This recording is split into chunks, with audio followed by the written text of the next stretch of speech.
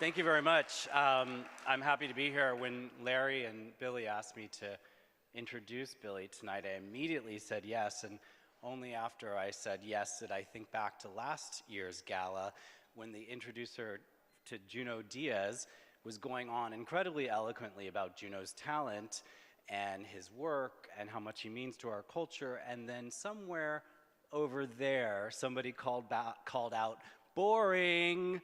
and, and clip that introducer along. So I will try not to elicit such a response from that corner tonight.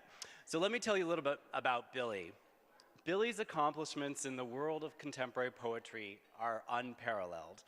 2 terms as the United States Poet Laureate and 1 term as the New York State Poet Laureate, and fellowships from the Guggenheim Foundation and the National Endowment for the Arts.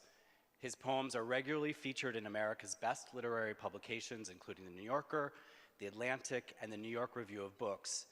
His last 2 books were New York Times bestsellers, but those accolades only tell half the story of Billy's place in poetry in America. It makes perfect sense that we would honor Billy with this year's Mailer Prize for Distinguished Poetry. I edited 1 volume of poetry by Norman, and so far, 3 by Billy, and in doing so, I've learned that they share a number of important values. Norman was a democratic writer, a literary descendant of Whitman, curious about everyone and interested in everything. He believed literature and books should be open to all. This is also true of Billy Collins. Several years ago, he founded Poetry 180 to bring 1 poem a day, 180 in a school year, into thousands of classrooms across America. He knows that the fastest way to kill poetry is to keep it in the realm of the elite.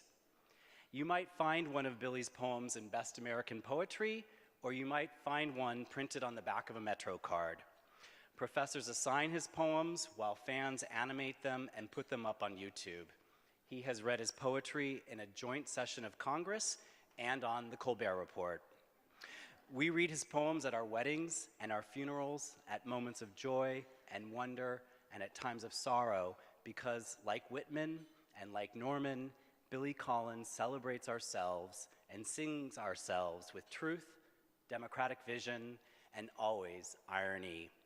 Or, as the poet Alice Fulton put it, Billy Collins puts the fun back in profundity.